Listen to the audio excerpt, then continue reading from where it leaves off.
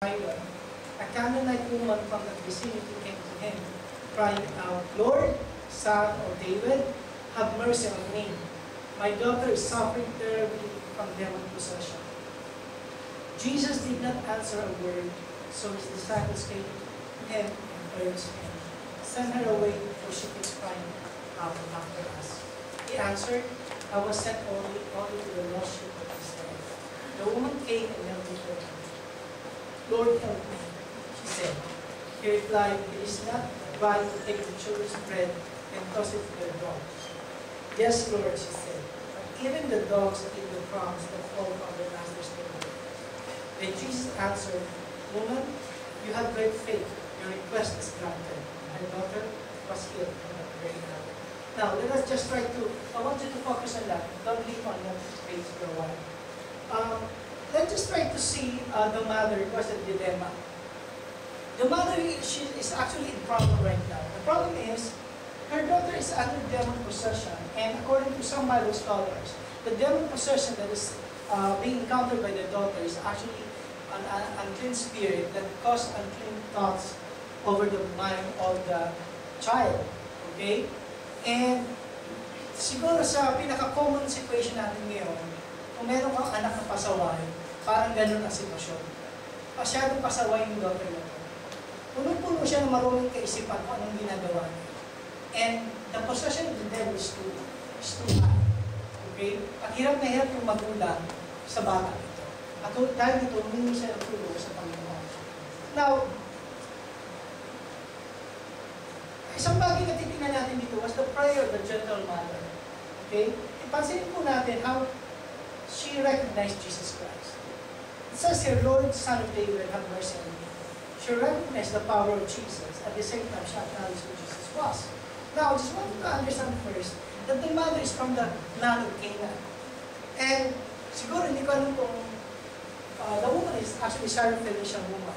Hindi ko alam kung you have a good understanding of the Old Testament times. Pag sinabi ko kasi from Tyre and Sidon, this woman is from the land of Canaan, kung saan under curse. Remember? Sa Old Testament, sinumpa ang lugar na yan. At lahat ng mga tao doon, as much as possible, dapat patayin. Pero one of the survivors is the Canaanite woman. Kaya kung mapapansin ninyo, nung tinatawag niya Panginoon, sabi niya, "Lord, Son of David," she, as a Canaanite woman, ang tinatawag niya na Panginoon ay Panginoon ng mga Hudyo, na kung saan ang Hudyo ay kailan na hindi maaaring makipag-usap sa isang taga-Tyre o taga-Sidon. They are magkagalit sila. At ang tingin ng mga Hudyo sa mga Canaanites ay mga taong mababang uri. Okay? Kaya kung mapapansin nyo rito, Jesus, according to verse 23, Jesus did not answer a word. Kahit anong sigaw ng babae, dead na si Jesus. Siguro unang tanong sa'yo, how could Jesus do this? I thought Jesus is a very compassionate man. I thought Jesus is a man who's willing to help. Bakit dito, she's ignoring the woman? Meron palang character si Jesus Christ na gano'n. So, pero bago niyo husgahan ng Panginoon, iisa-isahin ko muna ito, ha? Kasi meron pa makikita ang twist dito, eh. Kasi niyo, ha? So, his disciples came to him, kasi sigaw ng sigaw, si Jesus dead man. So, his disciples came to him and urged him, sabi niya, "Send her away, for she keeps crying out after us." Ano ba siya sabi niya? Paalisin mo na siya, ibigay mo na kung anong gusto, paalisin mo na. Gano'n. Kaya ako nasabi yun, na they are trying na, sige na, pagbigyan mo na yan. Kasi may sinabi siya sa 24. Ang sabi ni Jesus Christ, "I was sent only to the lost sheep of Israel." Hindi ko pwede pagbigyan ng gusto ng babae niya. Kasi ang sabi ni Jesus, "I was sent only to the lost sheep of Israel." Pati yung mga disciples, nai-irritate na rin. Alisin mo na yan. Pero yung babae, kahit dead pa sa kanya ang Panginoon, kahit pinagtutulong-tulungan na siya ng mga disciples, pansinin mo ang reaction niya sa Panginoon. The woman came and helped. Lumuhod pa rin siya, lumapit pa rin siya, lumuhod pa rin siya. Pagka-Lord na sabay sabi mo, "Lord, help me."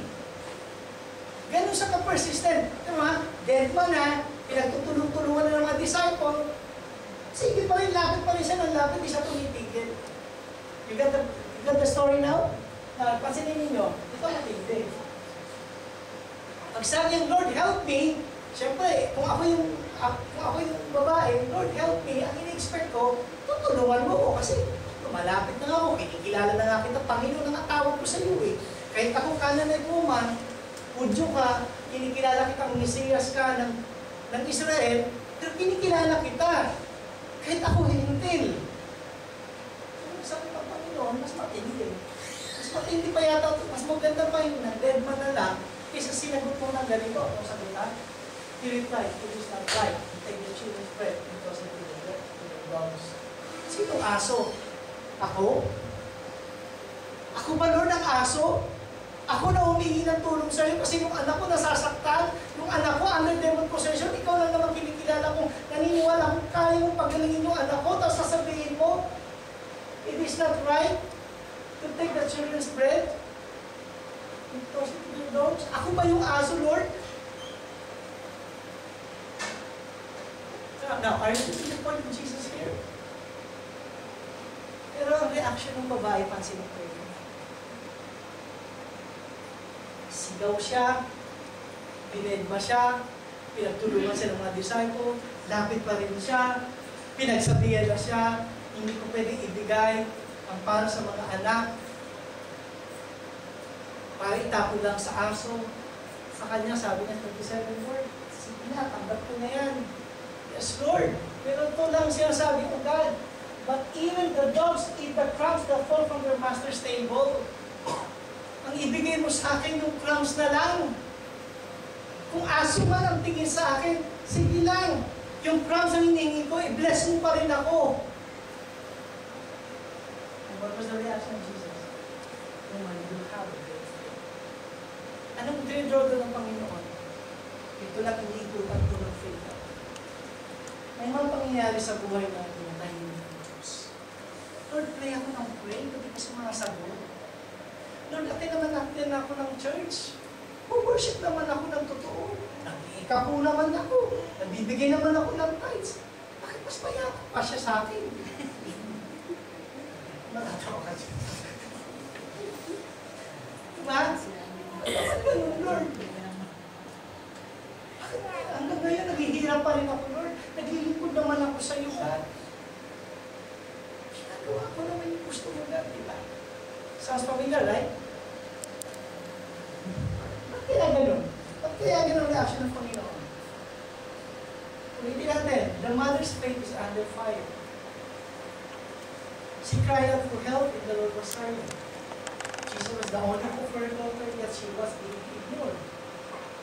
Then, rejected by telling her was sent only to the washroom. At the end, Jesus even tells her that it is not right to take the children's bread. Kapatid, has God seemed silent to your prayer recently? Pagod ka na ba ng mag-pray na matapos ang Diyos sa bansa natin? Tumigil ka na ba sa pananalaman sa bansa natin? Kasi ito pa lang nangyayari, ayaw pa rin ibigay. Tumigil ka na ba nakapapadalangin sa mga sitwasyon sa buhay mo? Kaya mukhang hindi naman sumasagot ang Diyos. The delay in the Lord's answer is a meaning for us to understand. Despite natin kept on crying out for help kahit ay hindi ang Diyos. Even the disciples said, okay, we'll flee to the mountain. One thing we have to understand is this. Jesus wanted to understand from the woman hanggang saan ang paniniwala mo sa akin. Binigay ni Jesus Christ lahat ng facts. I'm a Jew that belongs to the Jew. I came first for the Jews. Totoo naman talaga yun. Jesus Christ came to the Jewish people first, so that the Jewish people will bless the Gentiles. Yun ang talagang plano ng Diyos. Yun ang plano. The problem is, the Jewish people crucified Him. And then later on, pagdating sa buko ng pansin, mas nauna pang tumanggap ang mga bigyan sa pananampalataya. Kaya sinabi ng Panginoon later on, ang mauuna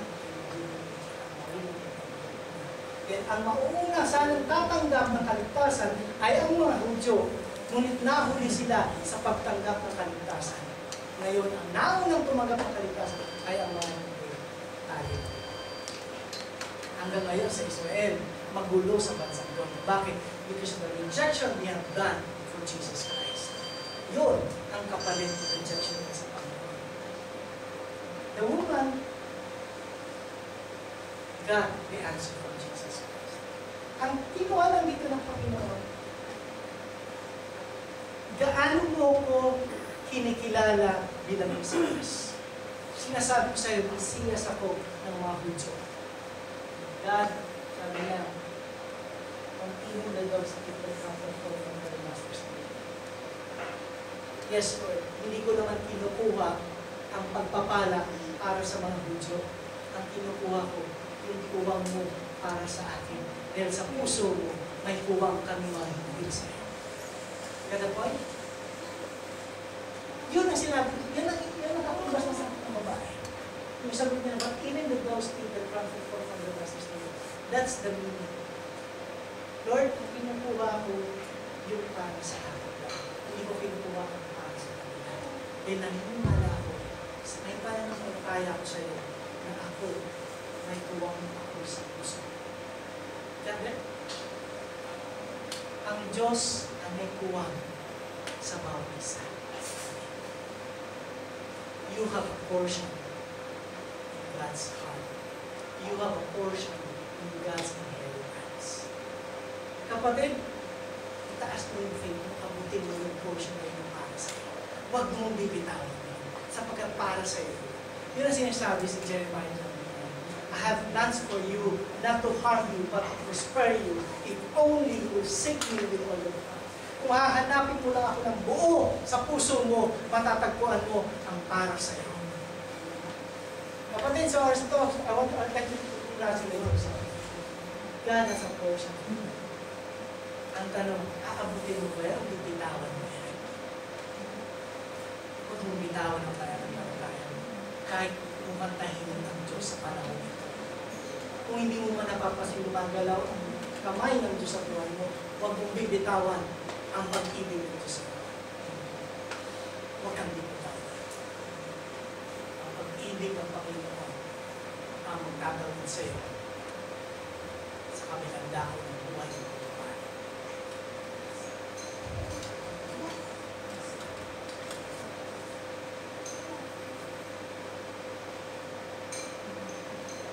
When Jesus was silent, when Jesus spoke, the woman persisted with her faith. She never stopped. Kaya ako tinuturo sa inyo kasi I appreciate so much the woman which hindi ko nakita sa faith ko. Nung masaktan ako sa nangyayari sa buhay ko, tumigil ako. Pero yung babae, kahit nasasaktan na, patuloy pa rin siya. Sabi ko, indeed, she has a great faith. Doon ko nakita, wala akong ganun klaseng pananampalataya. Ang tanong sa akin ng Diyos, are you willing to go sa Lord para masakit-sakit na naman yata yan? Kapatid, when your faith is under fire, hindi masarap yan. Masakit yan. Pero sinasabi ko sa iyo, it is just a level that you have to go up. Huwag mong susukuan ang mong susunod dadaanan. Kasi doon lamang lalaki ang pananampalataya. Lahat ng pananampalataya magsisimula sa Diyos. Walang pananampalataya sa Diyos na magsisimula sa Diyos. Remember? Matatanda mo ba yung unang araw na sinuko mo ang buhay mo sa Panginoon kung ano siya ng Panginoon ng Panginoon? Hindi ganun kalaki ang faith mo. Minsan nga yung iba nagdudulo. Tama yung ginagawa niya. Some of you are asking, hindi yung pagpapalit ng religion yung ginagawa ko. But you are not changing religion here. You are having faith in Christ. Nagsisimula ka ng isang bagong kasaysayan sa buhay mo.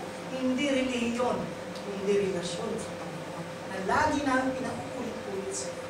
At sa iyo. It is a journey. A journey. Now, let's try to understand what faith under fire means. It's time for you to have a faith stretching walk with God. When you say faith under fire, means God is stretching your faith. Hinihila yan. Paano? How far is your understanding of God's sovereignty? God's faith stretching journey with God. Hihilahin ng Diyos kung ano mo siya kakilala. Kaya dadaanin ka ng Diyos sa mga panahon mananahimik siya. Tatanungin ng Diyos sa'yo, how wide is your willingness to wait sa panahon ng Diyos? Tatanong sa'yo ng Diyos, how great is your trust na hindi siya mabibigo? How great is your trust that Jesus will never fail?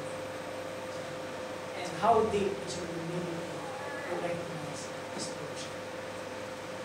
The woman humbled herself. She humbled whatever happened. She humbled herself. Kapatid, it's always humility that answers everything. So I hope today the Lord has spoken to you as we go on with the series.